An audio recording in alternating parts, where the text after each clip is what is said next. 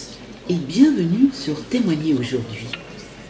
Ce mercredi 23 avril 2025, en l'église Saint-Pierre de Chalon-sur-Saône, une messe d'action de grâce est célébrée en hommage au pape François, décédé lundi 21 avril à l'âge de 88 ans.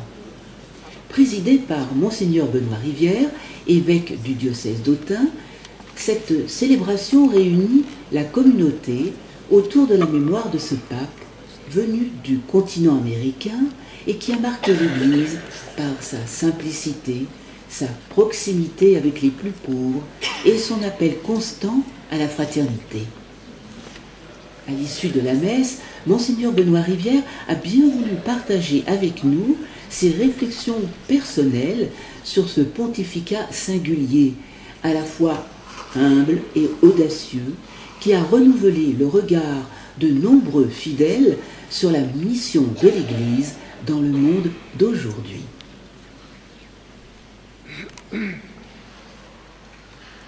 Voici le jour du Seigneur, Alléluia, jour d'allégresse et de joie. Alléluia, Alléluia,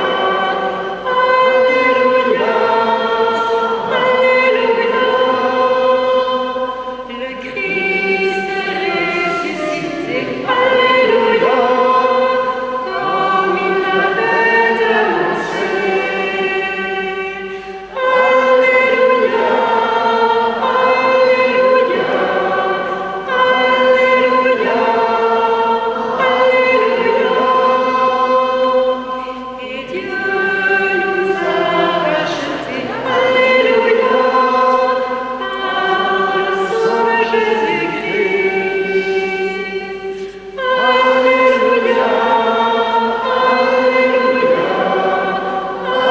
Alléluia, Alléluia.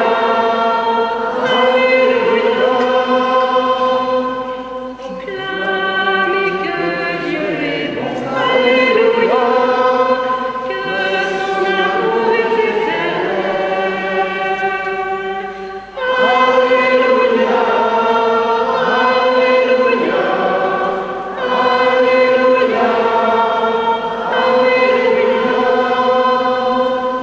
Voici le jour du Seigneur, Alléluia, jour d'allégresse et de joie.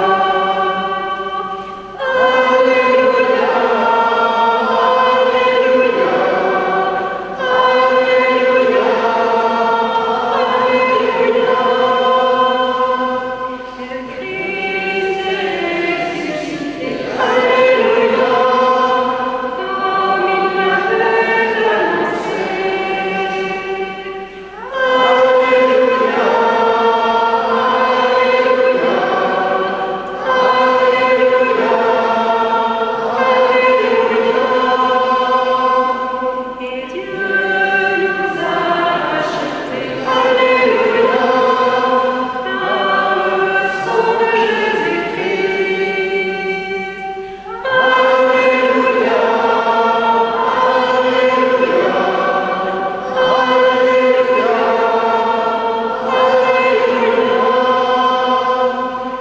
Proclamez que Dieu est bon, Alléluia, que son amour est éternel. Alléluia, Alléluia,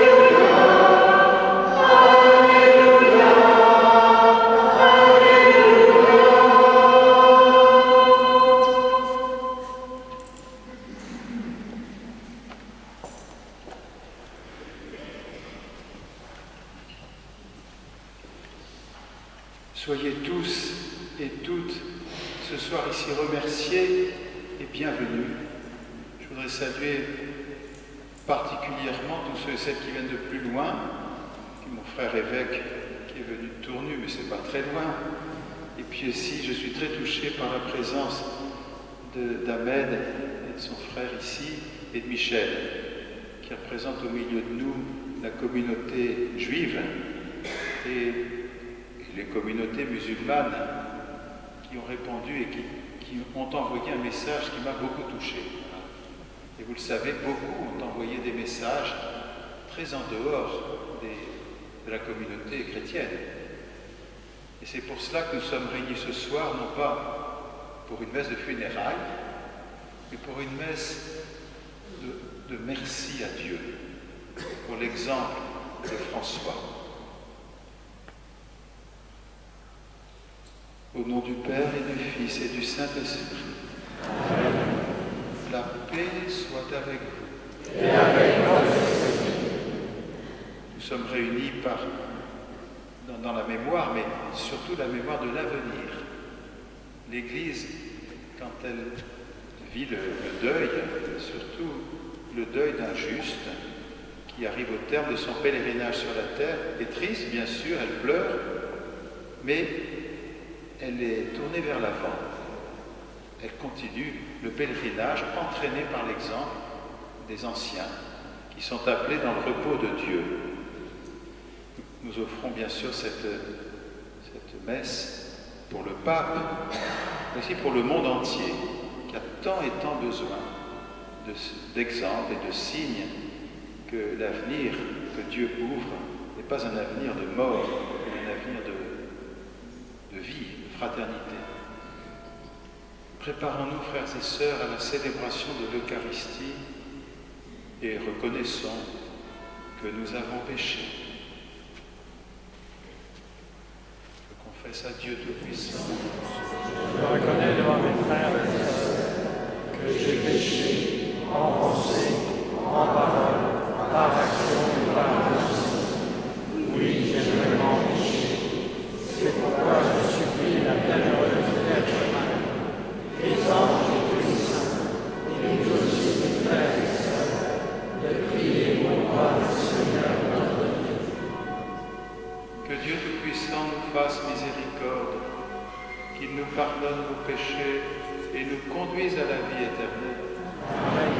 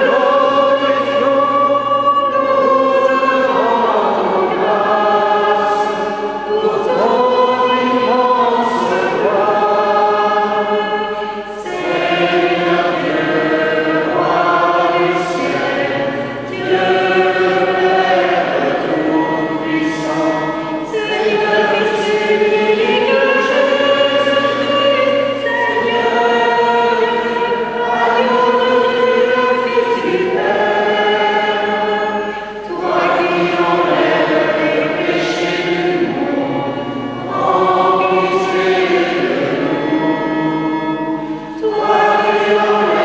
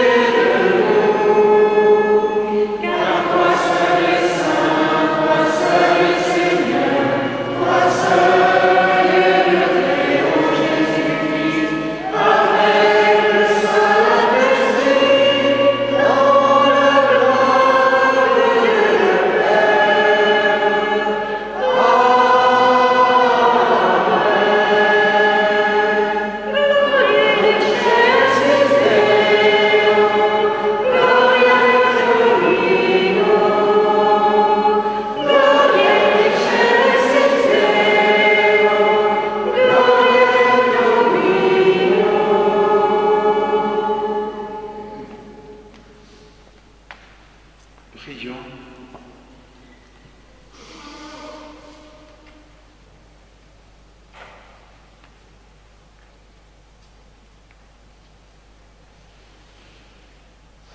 Seigneur Dieu, tu nous donnes chaque année la joie de fêter la résurrection du Seigneur.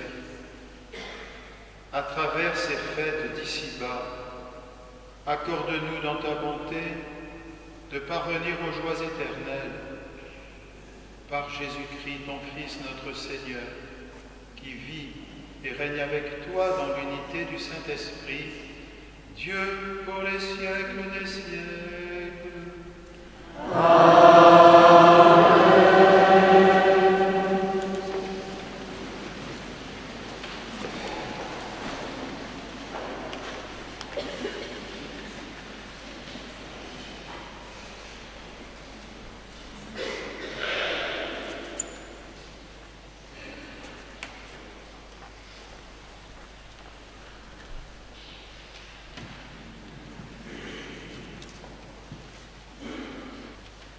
Lecture du livre des Actes des Apôtres.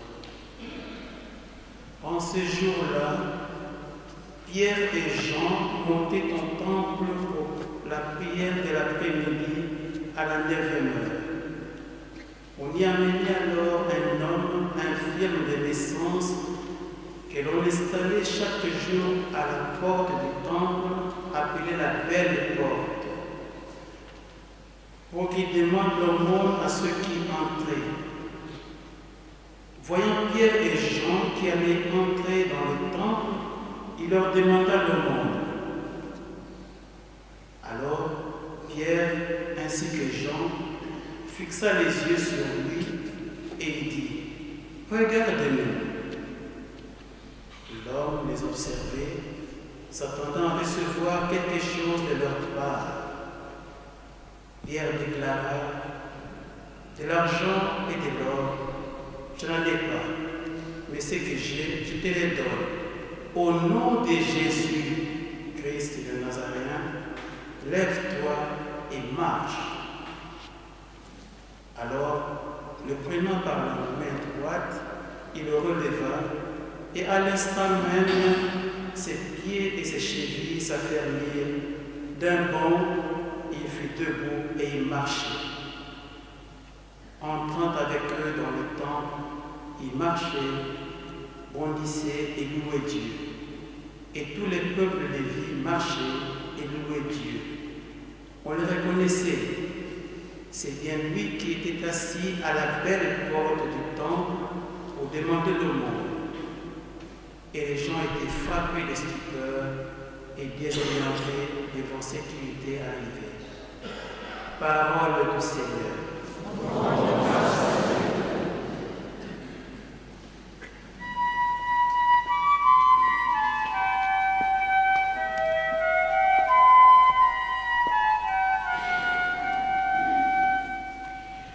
Joie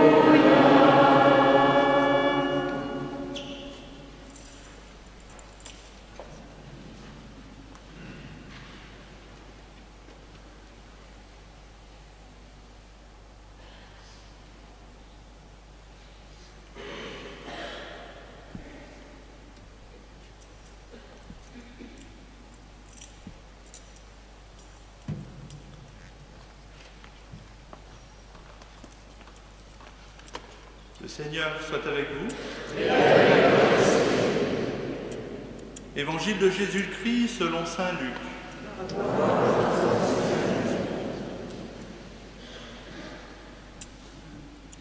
Le même jour, c'est-à-dire le premier jour de la semaine, 2 disciples faisaient route vers un village appelé Emmaüs, à 2 heures de marche de Jérusalem, et ils parlaient entre eux de tout ce qui s'était passé.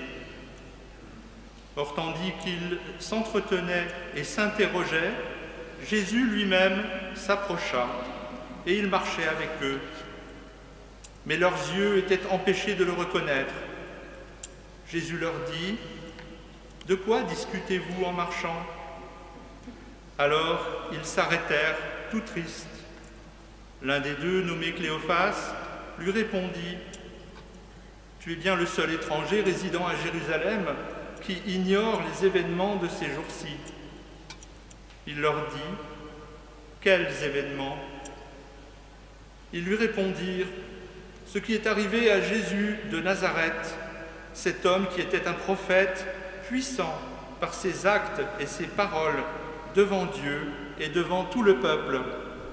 Comment les grands prêtres et nos chefs l'ont livré, ils l'ont fait condamner à mort, ils l'ont crucifié. Nous espérions que c'était lui qui allait délivrer Israël. Mais avec tout cela, voici déjà le 3e jour qui passe depuis que c'est arrivé. À vrai dire, des femmes de notre groupe nous ont remplis de stupeur. Quand dès l'aurore, elles sont allées au tombeau, elles n'ont pas trouvé son corps. Elles sont venues nous dire qu'elles avaient même eu une vision des anges qui disaient qu'il est vivant. Quelques-uns de nos compagnons sont allés au tombeau et ils ont trouvé les choses comme les femmes l'avaient dit, mais lui, ils ne l'ont pas vu. Il leur dit alors : « Esprit sans intelligence, comme votre cœur est lent à croire tout ce que les prophètes ont dit. Ne fallait-il pas que le Christ souffrit cela pour entrer dans sa gloire ? Et partant de Moïse et de tous les prophètes, il leur interpréta dans toute l'Écriture ce qui le concernait. Quand ils approchèrent du village où ils se rendaient, Jésus fit semblant d'aller plus loin, mais ils s'efforcèrent de le retenir. « Reste avec nous, car le soir approche et déjà le jour baisse. » Il entra donc pour rester avec eux. Quand il fut à table avec eux, ayant pris le pain, il prononça la bénédiction, et l'ayant rompu, il le leur donna. Alors leurs yeux s'ouvrirent, et ils le reconnurent, mais il disparut à leur regard. Ils se dirent l'un à l'autre : « Notre cœur n'était-il pas tout brûlant en nous, tandis qu'il nous parlait sur la route et nous ouvrait les Écritures ?» À l'instant même, ils se levèrent et retournèrent à Jérusalem. Ils y trouvèrent réunis les 11 apôtres et leurs compagnons, qui leur dirent : « Le Seigneur est réellement ressuscité, il est apparu à Simon-Pierre. » À leur tour, ils racontèrent ce qui s'était passé sur la route et comment le Seigneur s'était fait reconnaître par eux à la fraction du pain. Acclamons la parole de Dieu.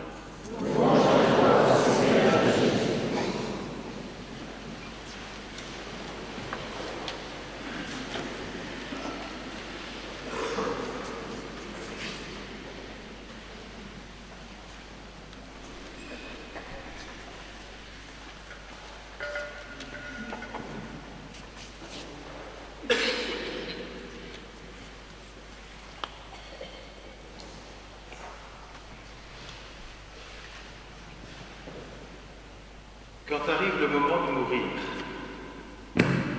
se fait jour la réalité de l'amour. Nous croyons profondément pour ceux qui achèvent leur pèlerinage sur la terre, et nous le savons aussi d'expérience pour ceux qui aiment quelqu'un qui arrive au bout du pèlerinage, se révèle l'amour que nous avons pour cette personne, à l'intime du cœur humain. Et la réaction intime que nous avons lorsque un être cher arrive au bout de la course est immédiatement le signe, non seulement de l'amour, mais aussi de l'espérance. Car aimer, c'est vouloir beaucoup pour celui ou celle qu'on aime. Aimer, c'est tout autre chose qu'un simple hommage. Aimer, c'est tout autre chose que de garder une mémoire heureuse. C'est tout autre chose que la continuation simple de l'œuvre de quelqu'un, même si cette chose est grande. Aimer, c'est espérer. Et c'est espérer au-delà de ce que la chair et le sang peuvent vouloir. C'est espérer le bonheur éternel. C'est espérer la vie divine en plénitude pour toute l'humanité, pour celui ou celle qui disparaît à nos regards. J'ai été personnellement touché par des messages reçus depuis lundi matin et provenant d'origines variées. Ils disent à quel point le pape François a rejoint de très nombreuses personnes de par le monde à l'endroit de ce désir de paix qui anime le cœur humain, à l'endroit du désir de voir se réaliser des liens de fraternité authentiques, véritables dans le monde. L'un d'entre nous qui est ici m'a écrit le message que je vais lire et il vient de m'autoriser à le lire. C'est un ami musulman.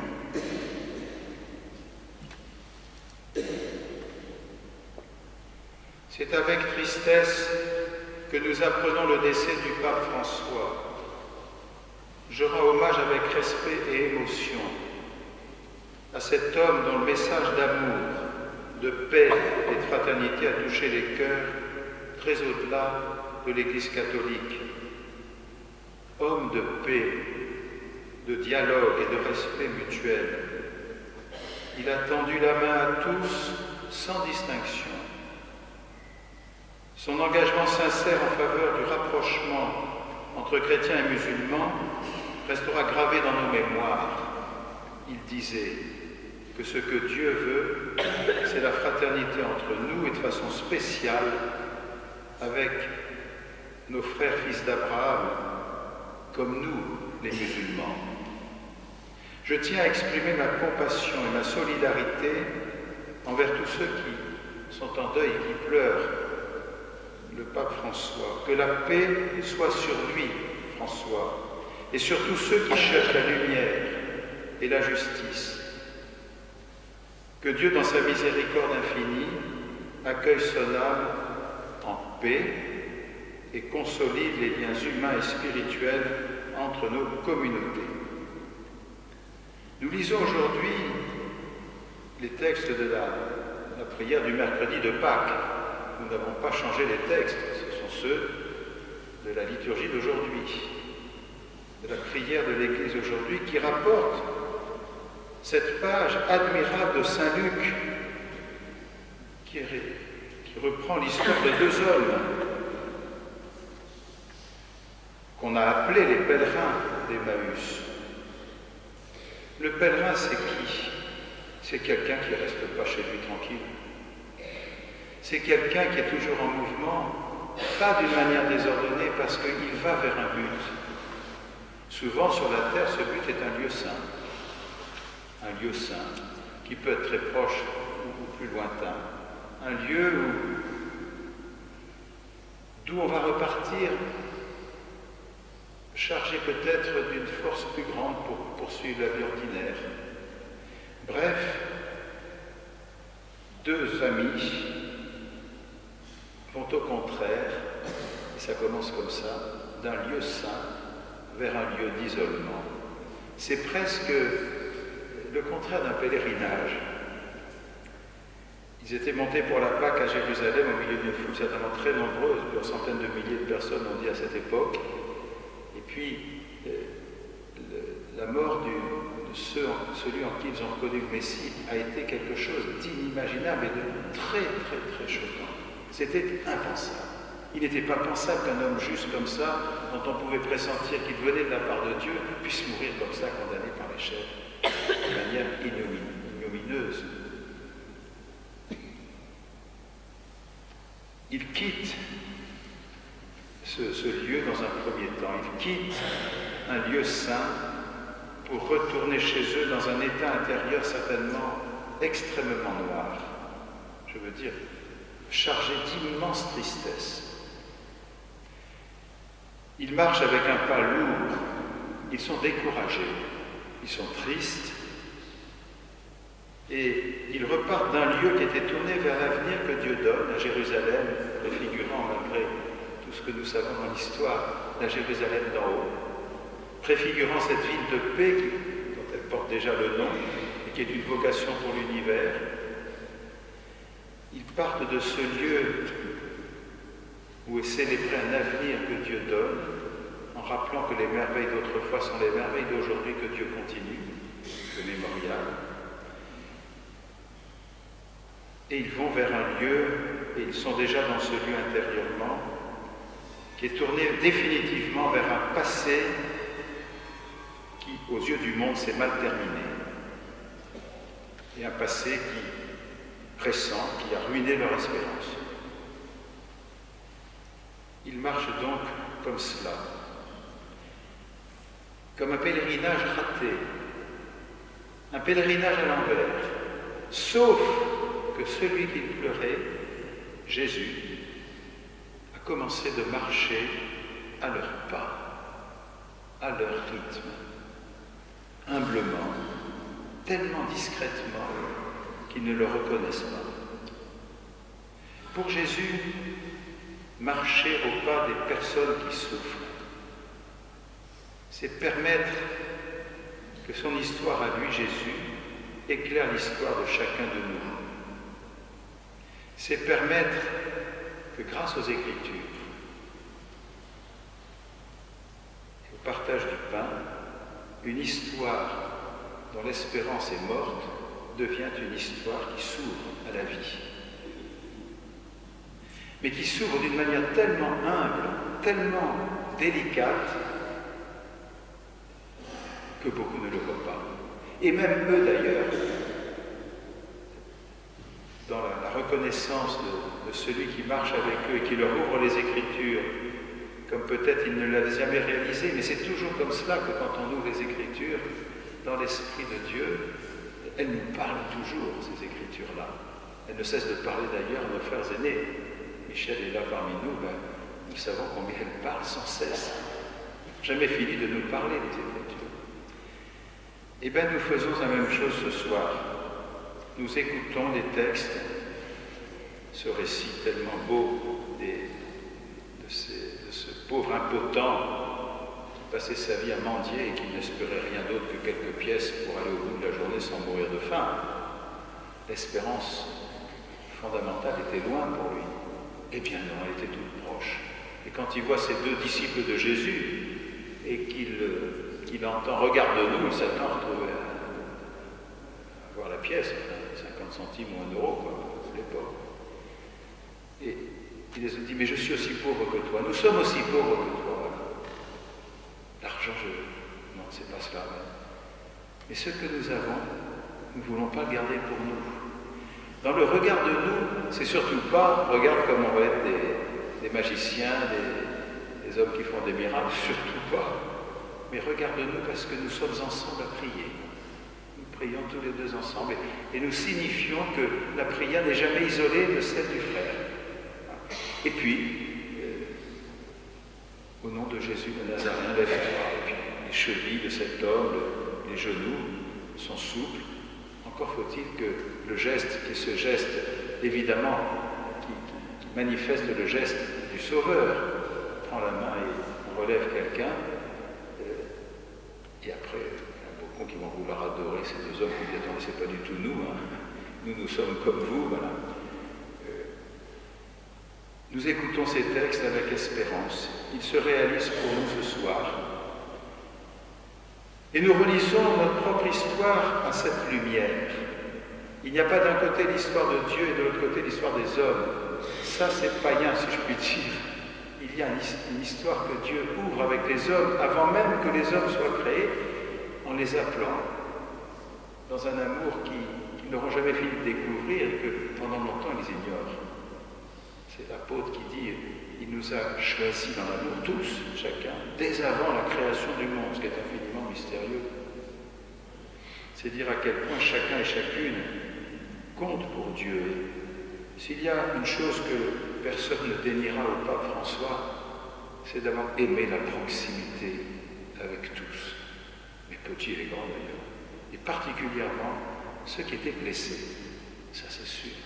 Et le dernier geste qu'il a fait quelques heures avant sa mort, qui est venu vite d'ailleurs, puisqu'on pense que c'est un AVC qui est à partir de 5h30 du matin, il s'en est aperçu à 7h30, c'est fini, il est entré dans le coma tout simplement, voilà. Et paisiblement, le dernier geste qu'il a voulu faire, c'est d'être avec les autres. Ça c'est typique de ce pape. Il n'est pas mort dans une chambre d'hôpital, il est mort chez lui, à Rome, là où il habitait, entouré de quelques fidèles avec lui, et le dernier geste, c'était pour bénir cette foule et de demander l'autorisation à son infirmier. Est-ce que tu crois que je peux quand même aller faire le tour en papa mobile? Et l'autre lui a dit, oui, vous pouvez y aller, contrairement à ce que certains disaient.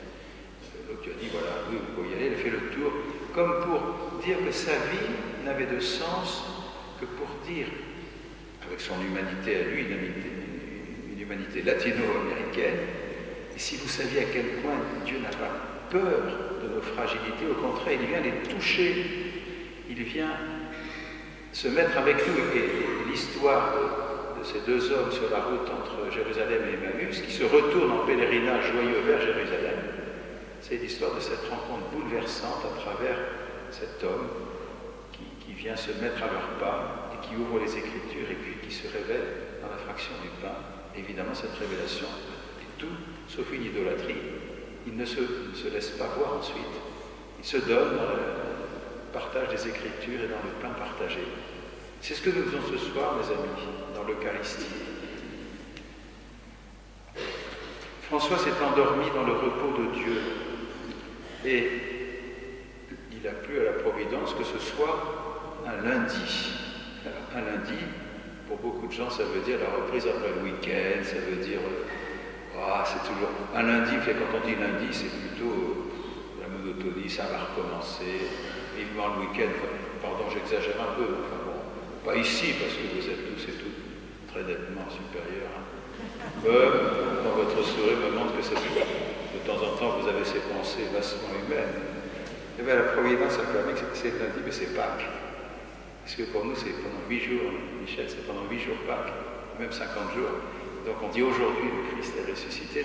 C'est admirable que le matin du lundi de Pâques, cet homme qui a tellement été vraiment nourri par la foi, qui a médité les Écritures tous les jours, qui a prié les psaumes ô combien, il remet son souffle à Dieu un lundi, mais c'est Pâques. C'est Pâques pour lui, et c'est Pâques pour nous aussi. Que Dieu soit béni. Oui, qu'il soit béni pour l'inlassable travail qu'a effectué François. Un travail de proximité, de dévouement auprès des uns et des blessés, auprès des abandonnés ou de ceux qui se pensent tels. Travail qui puisait sa persévérance et son courage dans la rumination priante quotidienne des Écritures. Que l'exemple de sa vie donnée si profondément aux autres, vie qui a su également recevoir beaucoup auprès des autres. C'est le secret de l'amour authentique, c'est pas simplement de donner, c'est de recevoir. Et si cet homme a manifesté toute sa vie, mais particulièrement dans 12 ans de pontificat, il venait puiser aussi la vie dans la rencontre avec les autres. Aucune rencontre n'est à sens unique. En tout cas, certainement pas l'alliance de Dieu avec nous. Elle appelle la réciprocité, nous qui sommes pourtant les créatures. Ça, c'est admirable. Un Dieu qui est tout autre, unique, fait alliance, il en a l'initiative, mais il nous entraîne dans cette alliance. Et notre réponse, c'est la foi. Mais une foi agissante, une foi qui se paye pas de mots. Oui, que l'exemple de cette vie donnée profondément aux autres, qui a su aussi recevoir aux autres, soit une aide puissante pour chacun de nous. Là où Dieu nous a placés, aimons et servons ensemble. Pour achever cette brève méditation, écoutons simplement un passage d'une lettre qui n'est pas une encyclique, une exhortation apostolique, qui s'appelle Joie et allégresse. Je crois me souvenir qu'elle a été écrite en 2018, sauf erreur, par le pape François. Dans le chapitre, quelques caractéristiques de la sainteté ici, c'est-à-dire de la vie croyante, de la sainteté dans le monde actuel. Dans le grand tableau de la sainteté que proposent les béatitudes, au chapitre 25 de Matthieu, au chapitre 5 de Matthieu, et le grand tableau du jugement au chapitre 25, je voudrais recueillir certaines caractéristiques ou expressions spirituelles qui, à mon avis, sont indispensables pour comprendre le style de vie auquel Jésus nous appelle. La première de ces grandes caractéristiques, c'est d'être centré, solidement axé sur Dieu qui aime et qui soutient. Grâce à cette force intérieure, il est possible d'endurer, de supporter les contrariétés, les vicissitudes de la vie, et il y en a, ça c'est moi qui l'ajoute, et aussi les agressions de la part de certains, leurs infidélités et leurs défauts. Mais comme dit l'apôtre aux Romains, si Dieu est pour nous, qui sera contre nous? Voilà la source de la paix qui s'exprime dans les attitudes de quelqu'un qui recherche une vie d'évangile. Grâce à cette force intérieure, le témoignage de sainteté dans notre monde pressé, dans notre monde changeant et souvent agressif, ce témoignage est fait de patience et de constance dans le bien. C'est la fidélité de l'amour, car celui qui s'appuie sur Dieu peut également être fidèle aux frères. Il ne les abandonne pas dans les moments difficiles, il ne se laisse pas mener par l'anxiété et il reste aux côtés des autres, même lorsque cela ne lui donne pas de satisfaction immédiate. Vous pouvez ouvrir les lettres de François à n'importe quelle page, elles sont particulièrement actuelles. Pourquoi? Parce qu'elles sont le fait d'un homme qui a cherché à être authentique et à servir comme il a pu. Un service, nous n'attendons pas du pape qu'il soit, comme certains journalistes disent, pourquoi la tête d'une immense pyramide hiérarchique qui mène l'Église, 1 milliard et 300 millions de catholiques? Pas du tout. Il est l'évêque de Rome, là où Simon-Pierre a donné son témoignage comme martyr, et à ce titre-là, l'évêque de Rome est celui qui a la charge, comme Pierre se l'est vu confier par le Christ, de la communion dans la foi, et aussi d'empêcher que l'Église arrête son pèlerinage, cette marche. Mais dans ce pèlerinage, comme dit le texte aujourd'hui, la merveille des merveilles, c'est que nous sommes retournés pour prendre une route toujours nouvelle qui nous conduit à la Jérusalem d'en haut, car elle est notre mère.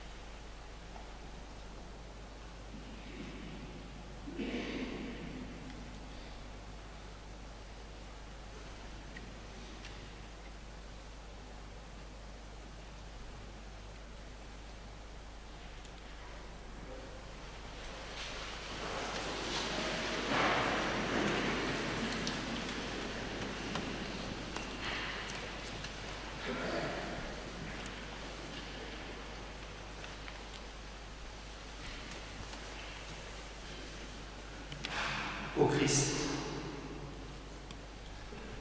Le souci de la mission a été une préoccupation constante du Saint-Père, dès son premier texte, La joie de l'Évangile. Son vocabulaire, aller aux périphéries, que les pasteurs sentent la bonne odeur des brebis, est passé dans le vocabulaire de l'Église. Prions pour que ce souci d'être des disciples missionnaires soit toujours présent dans notre esprit et notre cœur.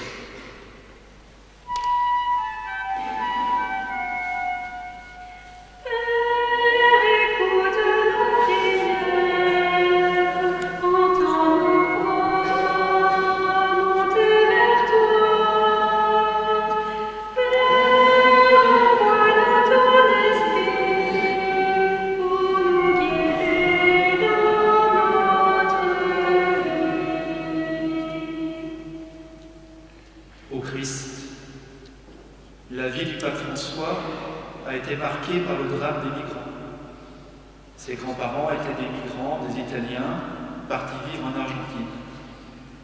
Son premier voyage a été pour Lampedusa, petite île qui accueillait les réfugiés. Prions pour que les humains comprennent l'immigration comme un don, selon son intuition.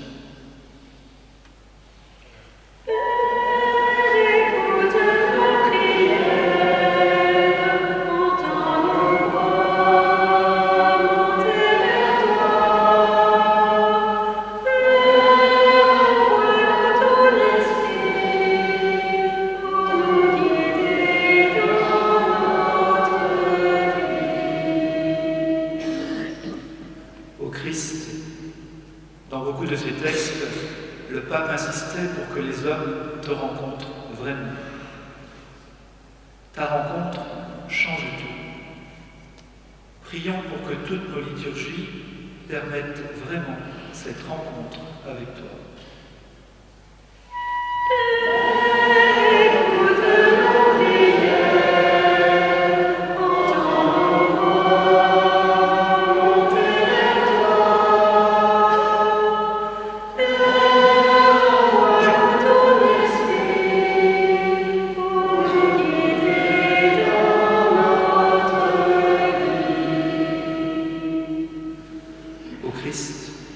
Le pape François nous a donné là aussi son grand texte sur l'écologie, où il parlait de la terre comme de notre maison commune. Ce texte a eu un grand retentissement bien au-delà des frontières de l'Église. Prions pour que nous voyions le lien qui existe entre notre façon de vivre et la vie des plus pauvres à travers le monde.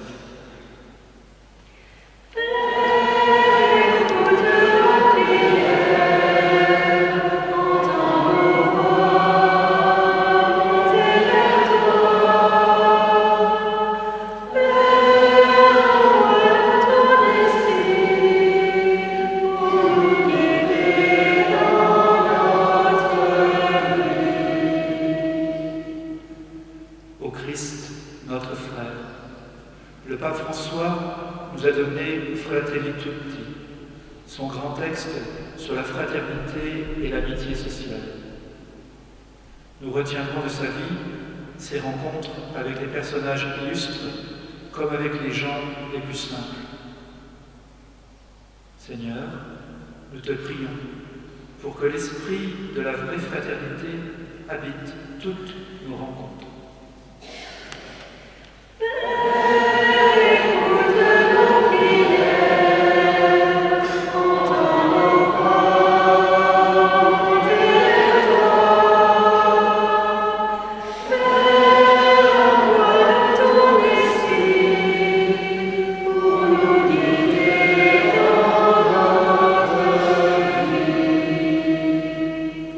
Regarde avec bonté, Seigneur, le peuple qui se confie en ta miséricorde.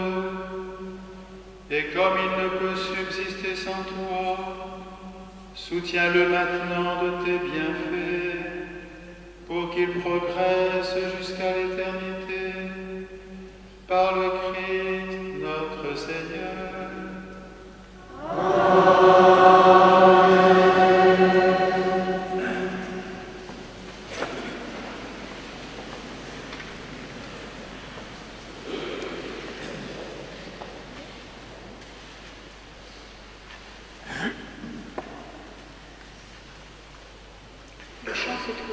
2021.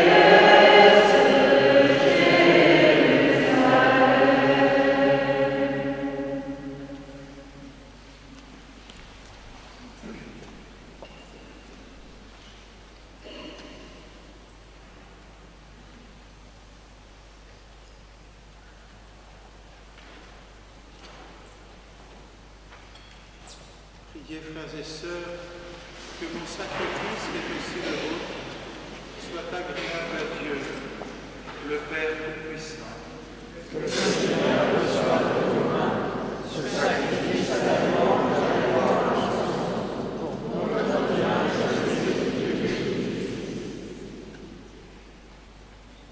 Accueille, nous t'en prions, Seigneur, le sacrifice qui rachète l'humanité et dans ta bienveillance, réalisons-nous le salut de l'esprit et du corps par le Christ notre Seigneur.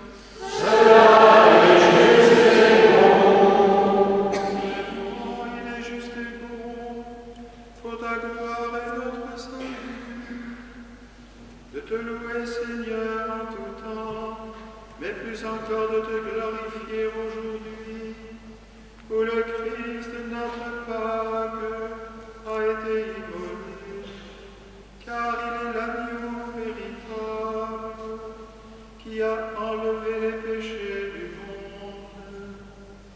En mourant, il a détruit notre mort, en ressuscitant, il nous a rendu la vie. C'est pourquoi la joie pascale rayonne par tout l'univers et la terre entière exulte. Les puissances d'en haut et les anges dans le ciel chantent sans fin l'hymne de ta gloire.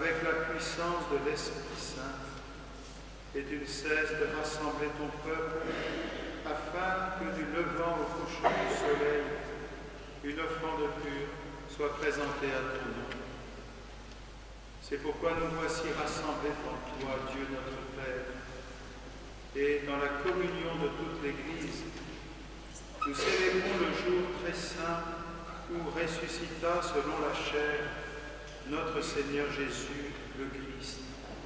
Par lui, que tu as élevé à ta droite, nous te supplions de consacrer toi-même les offrandes que nous apportons.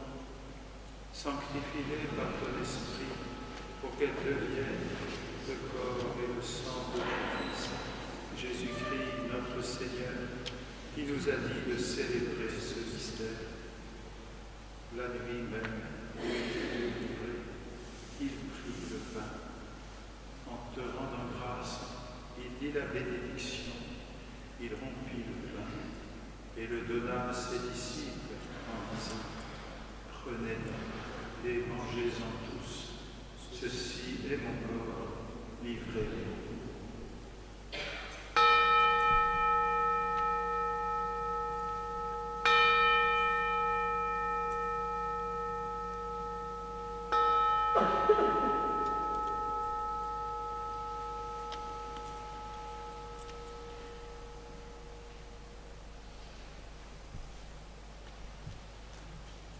De même, après le repas, il prit la coupe.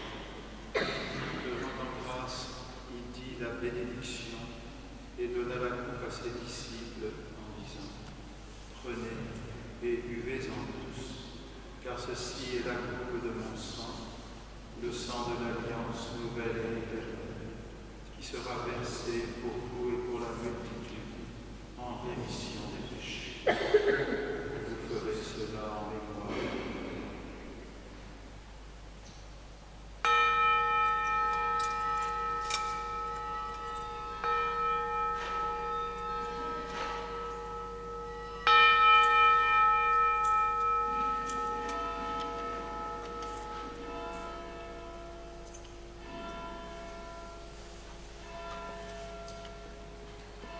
Proclamons le mystère de la foi.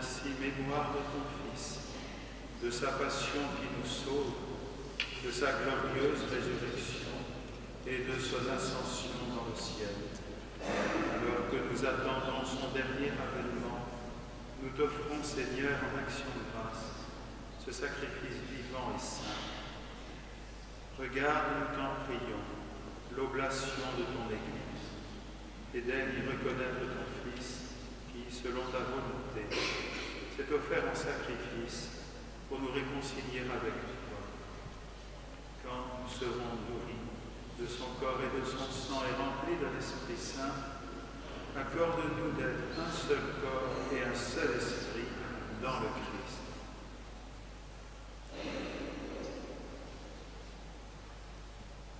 Que l'Esprit Saint fasse de nous une éternelle offrande à ta gloire, pour que nous obtenions un jour l'héritage promis avec tes élus. En premier lieu, la bienheureuse Vierge Marie, Mère de Dieu, avec Saint Joseph son époux, les bienheureux apôtres, les glorieux martyrs, et tous les saints qui ne cessent d'intercéder auprès de toi et nous assurent de ton secours.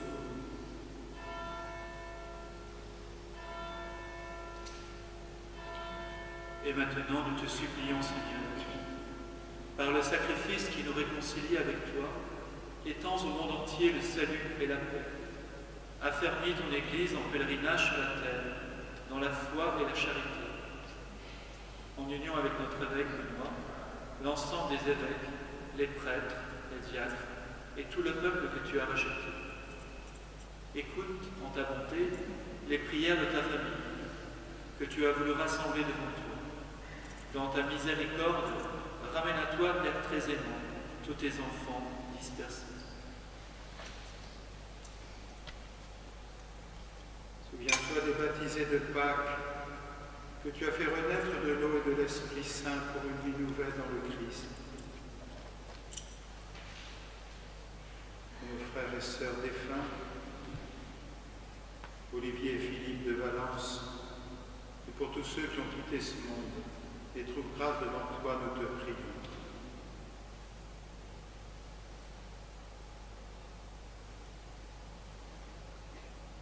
En ta bienveillance, accueille-les dans ton royaume, où nous espérons être comblés de ta gloire, tous ensemble et pour l'éternité, par le Christ, notre Seigneur, par qui tu donnes au monde toute grâce et tout bien.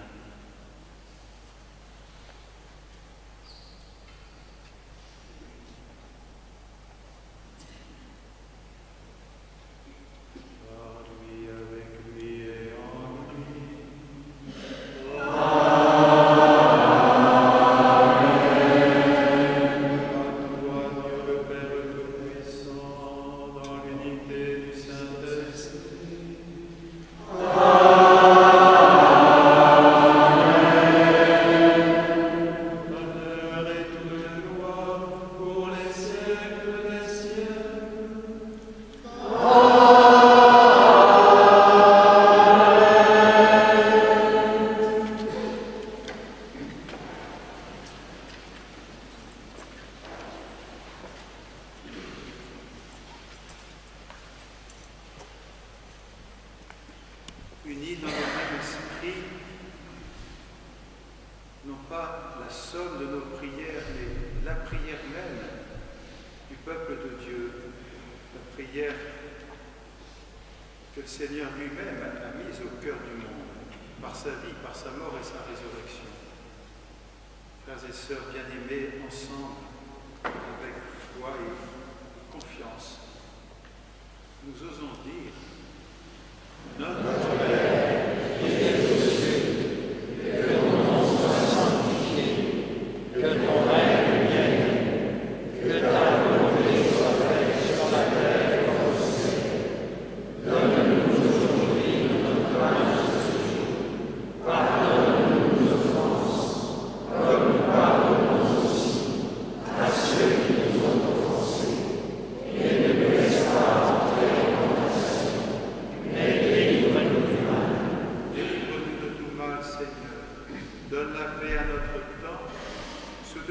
ta miséricorde, nous serons libérés de tout péché, à l'abri dans toute épreuve, nous qui attendons que se réalise cette bienheureuse espérance, l'avènement de Jésus-Christ, notre Sauveur.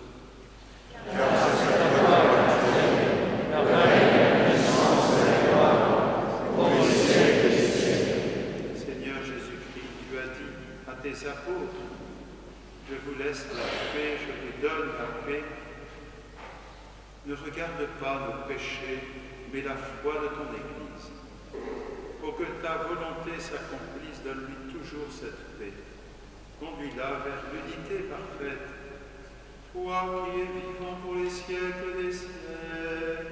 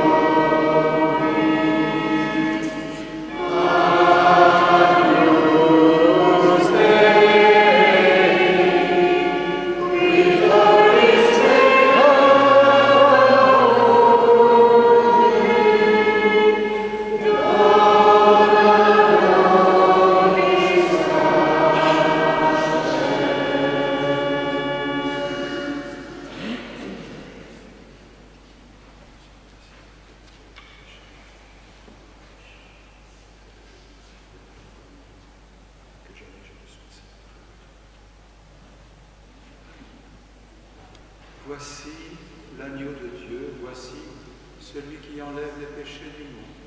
Heureux les invités au repas des noces de l'agneau. Seigneur, tu as dit de nous bénis ceux qui ont une parole et je serai guéri.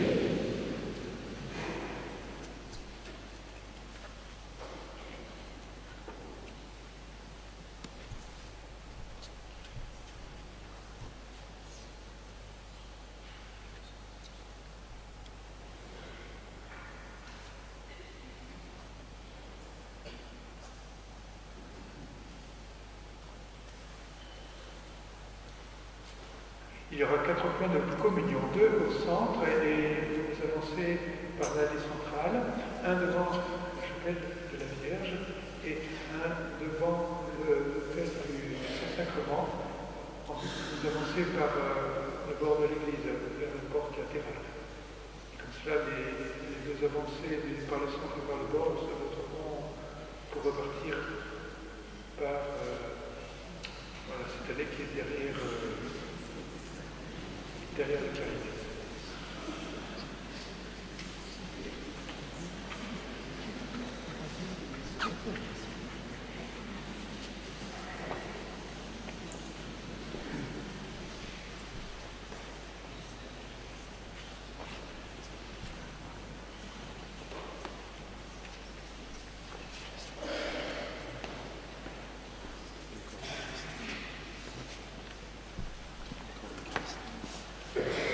Page 101, le numéro 159.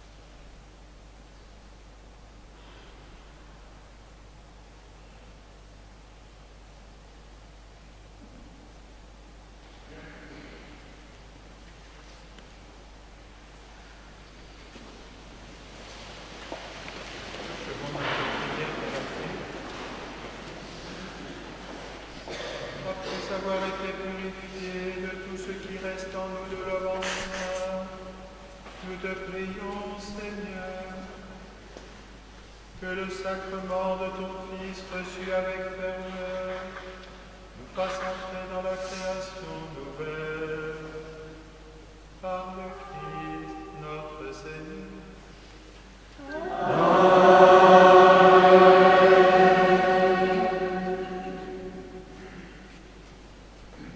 Nous voici arrivés au terme de cette liturgie en communion avec tant et tant de fidèles et d'amis de l'Église qui, ces jours-ci, se rassemblent en hommage, bien sûr, au pape François, mais aussi en prière pour notre monde actuel, pour aussi la conversion de nous tous, pour que notre tristesse se change en joie et que nous continuions d'être des porteurs, non pas de troubles et d'inquiétudes dans ce monde, mais des porteurs d'amour en plein monde, au plein cœur du monde, pas à côté, ça c'est sûr, pas dans des chapelles, c'est ce que je veux dire.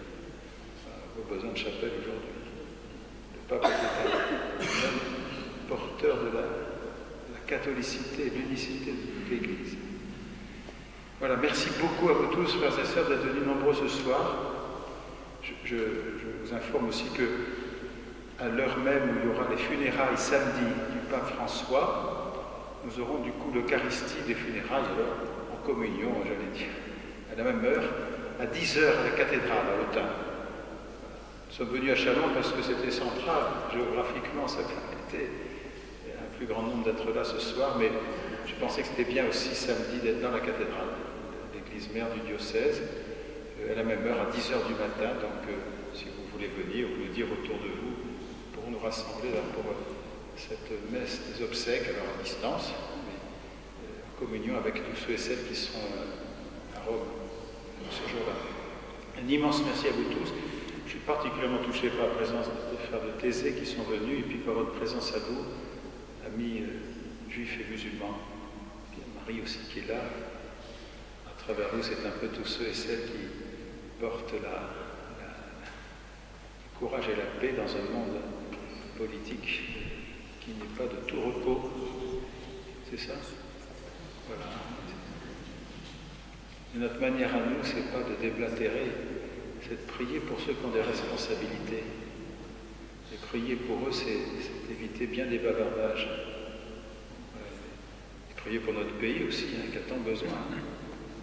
Je me confie aussi à la prière de vous tous, le peuple d'Israël et tous ceux qui habitent les territoires palestiniens. À vue humaine, et pourtant, si Jérusalem s'appelle ville de la paix, c'est pas pour qu'on en reste là, c'est sûr. Et pourtant, il y a des choses qui ne viendront que de conversion des cœurs profonds et qu'on ne peut pas édicter de l'extérieur. Il faut vivre avec, avec les gens qui souffrent, je veux dire, pas vivre avec cette division, mais vivre avec ceux qui souffrent, et envers et contre tout, être attentif aux petits gestes de proximité, aux petits gestes de bienveillance, de soutien, et la prière, et la prière. Voilà. Ça va très bien comme ça. Donc une bénédiction solennelle de Pâques. La paix soit avec vous. Que Dieu Tout-Puissant vous bénisse. En ce jour où nous célébrons la solennité de Pâques, et dans sa bonté, qu'il vous protège des assauts du péché.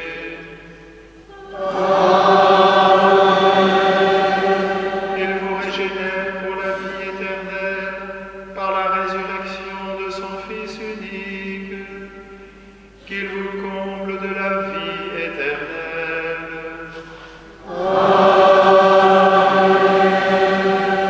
Ils sont finis les jours de la passion du Seigneur, vous qui célébrez avec allégresse la fête de Pâques. Venez avec son aide, prendre part en exultant aux fêtes qui s'accomplissent dans la joie de l'éternité.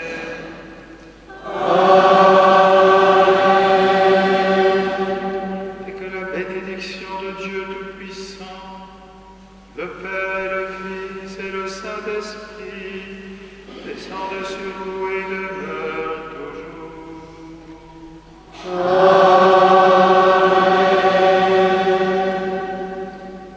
Allez dans la paix du Christ, alléluia, alléluia.